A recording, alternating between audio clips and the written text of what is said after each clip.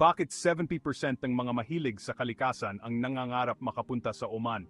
Tara't alamin, hindi lang disyerto at kabundukan ng Oman, isa itong paraiso ng mga hayop.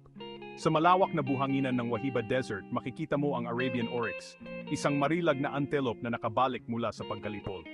Pumunta ka naman sa Dhofar Mountains, at baka sakaling makita mo ang Arabian Leopard, isa sa pinakabihirang malalaking pusa sa mundo. Ang mga mahirap makitang nilalang na ito ay gumagala sa mabatong lupain, sumisimbolo sa diwa ng mailap na rehiyong ito. Huwag kalimutan ang mga baybaying lugar. Ang mga dalampasigan ng Oman ay santuwaryo para sa mga pawikang dagat. Taon-taon, libo-libong mga sinaunang manlalakbay sa dagat ang bumabalik upang mangitlog sa mabuhanging mga dalampasigan, nagpapatuloy ng isang pamana na nagmula pa milyon-milyong taon na ang nakalipas. At para sa mga mahilig sa ibon, paraiso ang Al Hajar Mountains.